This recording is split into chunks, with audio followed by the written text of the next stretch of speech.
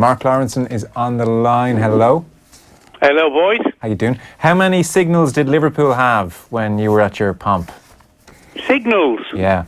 We're saying Sarri here had... the left-back had to learn 10 different signals for throw-ins. None. Well, there you go. We never ever practiced free kicks and corners.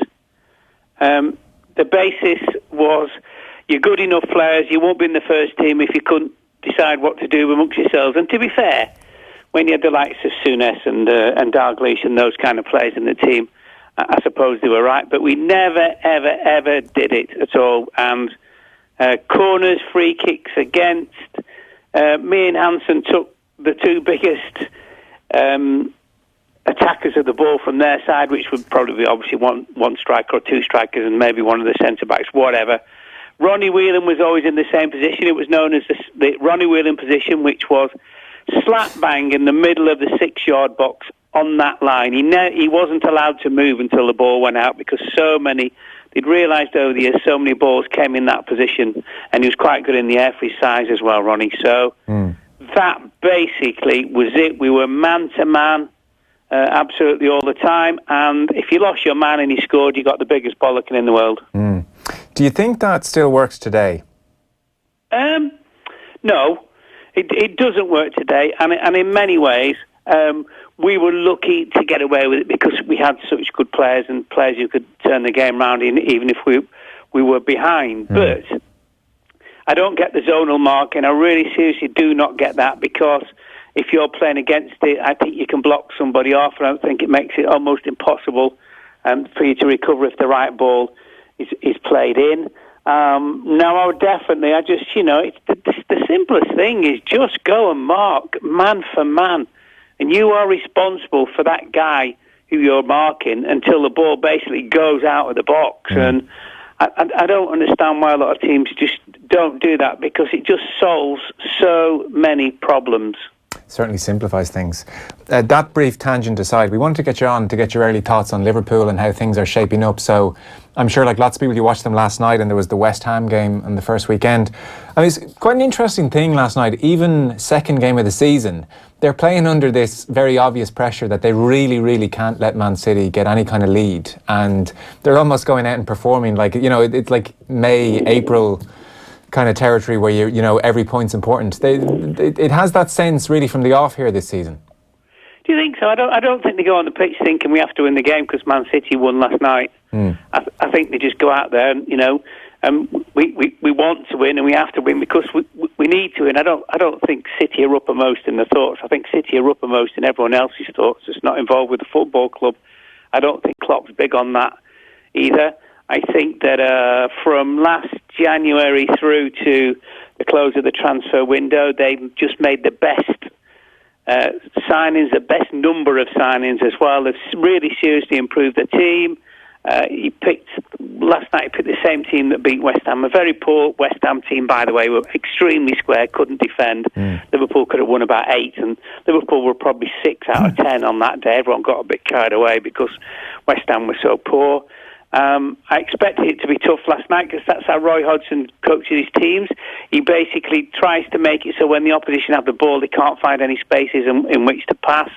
But they got over that. Obviously, that's a far better result than beating West Ham at home 4-0. But I just feel that, look at the players that are out the team now with the new additions as well. That quite a few of them are game changers as much as anything else. The season looks really, really good for them. But, and I've obviously met Klopp on a number of occasions, and he's not one who kind of thinks ahead with all this kind of, we'll need this many points, we'll need that, or whatever.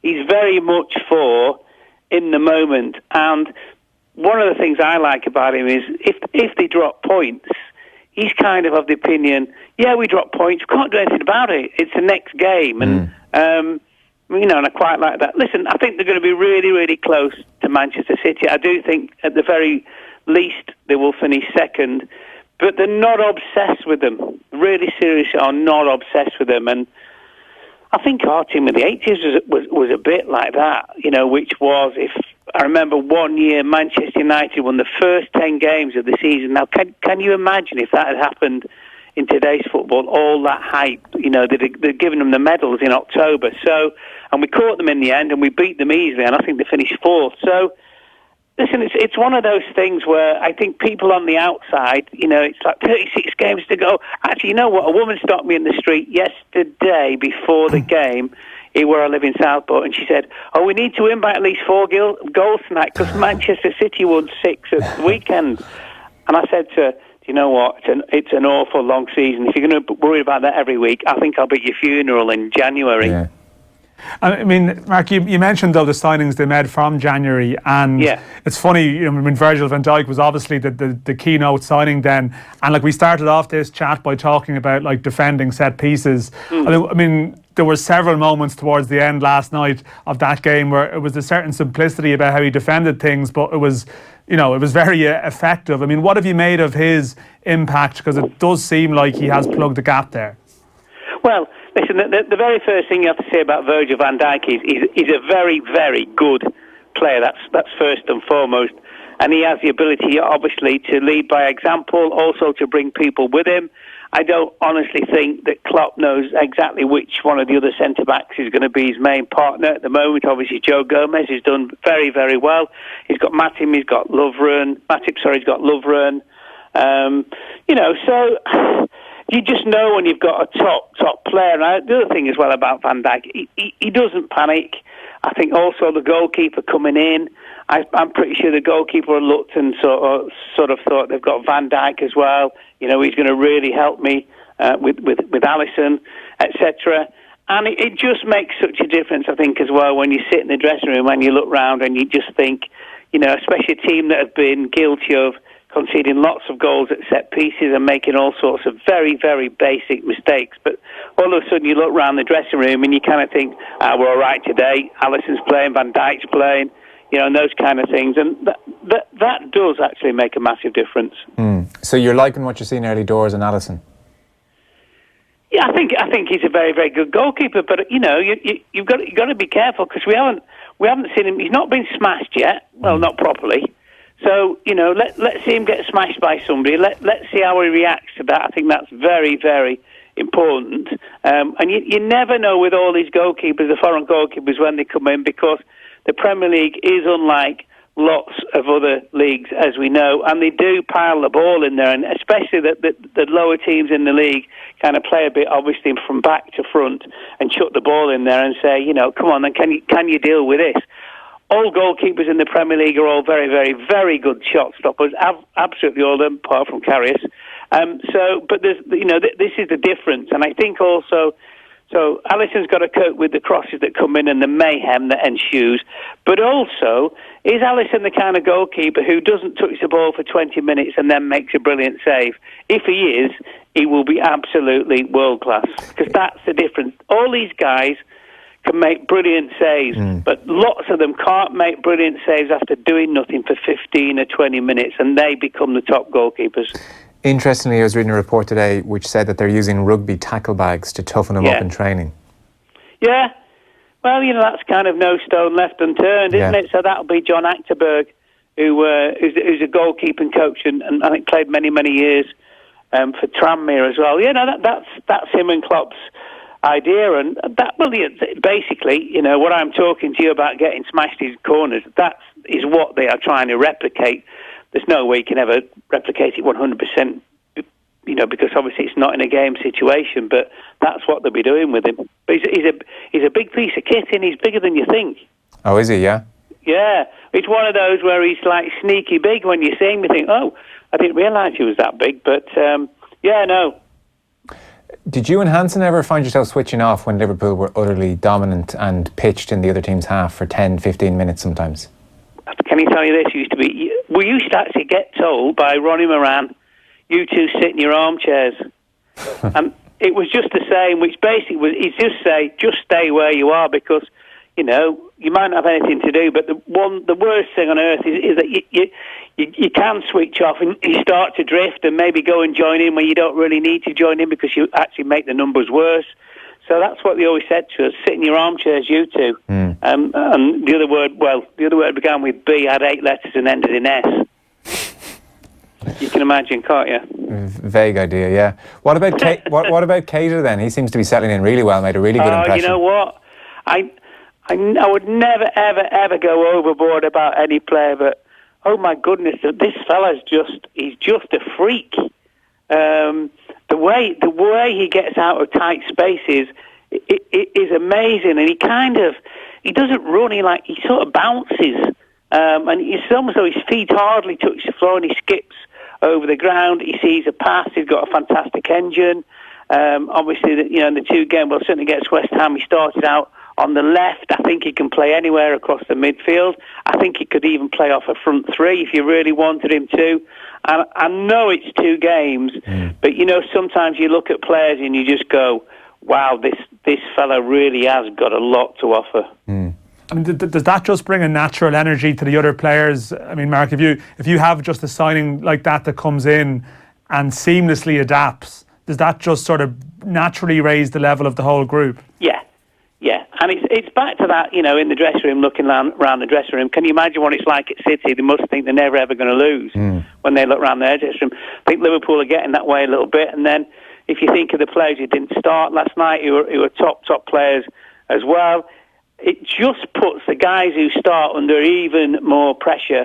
And generally, when you get that in a football club and you've got, 18 to 20 top players, you become a very, very good player. And, probably the most difficult problem maybe for Klopp this year will be guys knocking on his door saying, why am I not starting in the team? And he, well, you know what, we've been unbeaten for 10 and the fellow who plays there has been absolutely brilliant, so just make sure you're fit and ready when you get in. You keep him out, and I think for a manager that's basically utopia, and that's how Liverpool will need to be this year to get close to City. Interestingly, you mentioned energy there and fitness, and the modern world the way it is. Liverpool are doing, like Liverpool TV do a kind of behind the scenes, a training kind of video at the moment, and you get them all on YouTube, and they had the first day back at training and the dreaded bleep test, and so it was laps of the pitch at 8 kilometres an hour, then you go up to 12, then 16 and 20 and beyond. Looked fairly grueling, no fun, and they start off and Klopp's watching them all, and they ask him, the cameraman says, who's going to win? And he basically says, almost certainly James M. And lo and behold, they get round to the 20 kilometre stage, and there's only 2 left, and it's Lallana and it is James M. And then Lallana kind of crumples on the ground and says, I'm done. And Milner goes up one more batch. He goes with 24 kilometres an hour for the 4 laps. Yeah, and God, he's just an unbelievable pro, an athlete. And they were making the point after the West Ham game on Match of the Day even that they feel even his quality has improved. We had Kev Kilban, obviously, as you know, on the show, and here he was saying last week that he always found him really, really good to play against, had loads of quality. Maybe it's just what happens with experience when you're good in the ball, but just peak of his powers, athlete, model pro kind of territory for Milner. Yeah, and you ask most people, is he right-footed or left-footed? They probably couldn't guess. I think he absolutely loves playing football. He obviously absolutely loves keeping fit. He doesn't drink, does he? He doesn't go anywhere near the stuff, so that might be an example to one or two. But you know what? I think since he's been turned into not just a right-hand side midfield player, he's played through the middle as well a lot. It's such a difference, because if you play on the right of the field, so if you have to think about this, you've got a touchline probably 2 or 3 yards to the side of you, so you can only really play passes inside unless you're unbelievably accurate. And then if next week you move and play right slap bang in the centre of midfield, you've got 2 sides to play. And I think you almost get this freedom. We've seen it with quite a few lads who started out as a wide midfield player and end up coming and play inside. And all of a sudden the vision is completely different because it's the whole pitch, not just from the right to the left. And I think that's very much Milner. I think, he's made a lot of money from the game. I think he's a real simple lad and everything. And I think he just realises how good a life that he's got. I really seriously do. And be one of those, I'm pretty sure he's probably one of the first into training. He'll do a bit in the gym before he goes out to train. He'll do a bit in the gym afterwards. And he just absolutely loves it. And I think, he's been to some very good clubs and played in some very good teams. And I just think he absolutely, totally gets it. And the fact he's a really nice bloke just makes it even worse, doesn't it? You're so jealous of him. I know. And on the go since he was, 15 or 16 as well? Yeah. Who was the last man standing in the Liverpool bleep tests in your day? Well, we didn't have a bleep test. We just ran around the pitches. But the two best athletes were Craig Johnson, not a shot, Bruce Grobbelaar. What a runner Brucey was. Really? Wow. Oh, my God. What a waste. He was just so strong. He wasn't really a sprinter. He was a distance runner, but he was so powerful. Really seriously was. But, you know, I mean, that's the other thing. These lads come back for pre-season, and they're not unfit. No. You know, they just really seriously are not unfit. They don't count. They don't carry an ounce of weight on them. We used to have sometimes 8, 9, sometimes even 10 weeks off in pre-season, and our lot would say, go and enjoy yourself. Yeah. Because they'd say to you that pre-season is designed, you know, for you to get all the weight off and play a number of games. And they'd always say to us, as long as you're fit for the very first game of the season, not even counting the Charity Shield, because that never really bothered them. They just said that was a fancy Dan friendly at Wembley, which it was. And by the way, if anyone counts the medals from it, they're not a proper footballer. But honestly, that was the whole thing, that pre-season was designed that you had, you know, 5 or 6 pints of the black stuff every day and been partying. I mean, Mark, I don't know if Jordan Henderson was doing that. I'm pretty sure he wasn't, but he had a very short pre-season, just naturally with his World Cup commitments. I mean, is he vulnerable here? I know Fabinho has to come in, and you mentioned Keita's versatility. Like, is Henderson vulnerable? Absolutely, totally is vulnerable, and he knows. And I'm thinking maybe did he come back a few days early as well, because he well and truly knows, and he's looking at that team and thinking, I might not be in it. So. But I think he's another one of these good lads, and I think he's another non-drinker. I think Milner, Henderson, and Lallana, I think they're all big pals. So, but the ironic thing is, they might all be trying to play for each other's places. So Henderson, most definitely under pressure. The manager likes him, but you know, as I said to you about the manager before, he's not bothered if it's Keita, Fabinho, Milner, you know, whoever in there. It's just going to be, as far as he's concerned, the best three. Very last question then. So Liverpool in very good shape. Is your sense over at Old Trafford that this is starting to feel more than just, a touchy couple of weeks at Manchester United, that this could be the inevitable Mourinho third season meltdown? Yeah, I do, because, you know, they are one of the biggest clubs in the world. I don't think there's any argument about that whatsoever. And every single day we're not reading about great performances, positive results. We're just reading about, you know, Mourinho this, Mourinho that. It's become a little bit of a farce, the whole thing. And now they're sort of, you know, why did the chief executive sit in the stand afterwards shaking his head at Brighton? I'll tell you why, because he's absolutely, excuse my French, pissed off that all the money spent on this team, and he looked extremely ordinary. And you know, some of the things they've been saying about trying to bring centre-backs in, the chief executive's looking at it and saying, hold on a minute, you want to bring 30, 31-year-old centre-backs in and pay 40, 50, 60 million quid? We're not doing it. And to be fair to him, I think he's absolutely right. But you know what Mourinho's like, and you know, that whole thing about, I've given him my list, let's see who he gets. Do you know what? If I were Edward Woodward, I would seriously go to him and say to him, Jose, get on, manage the team, do the best of what you've got. If I can really seriously help you along the way, we really seriously will do.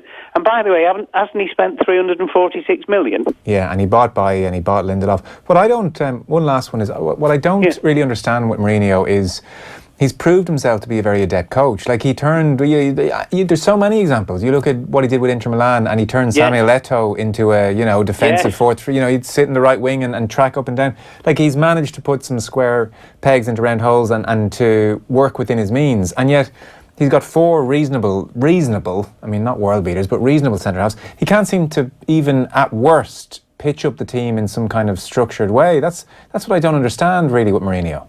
Yeah, and I think the other thing is, I don't think he can work out how to play, try and get your Rashfords into the team with the likes of Sanchez, Lukaku, things like that, etc. As well. I think the other thing with him, and I know that, you know, so sometimes he goes with players, he just goes a little bit too far, And you know what players are like, and I know this happened at Madrid with Casillas and also Ronaldo, Casillas and also Ramos. And basically, towards the end of the season that Mourinho left, there was a massive row in the dressing room, and 2 or 3 of the players actually turned on him and said, "How would you know? You never played." Now, you know what? When you get to that situation, you are seriously in trouble. That's like you've listened to this bloke for 3 years, and he's come in and you've done well the first couple of years and everything's great. And as soon as it starts to go a little bit against him, and he sees he might be under pressure and other teams are better, and of course Man City doing so well doesn't help him, that's basically when they've given him the old, "You've never played, how would you know?" And of course then it's just time to get your P45 and go, isn't it? It's feeling a bit ominous. All right, Mark, thanks so much. It's much appreciated. Pleasure. Cheers.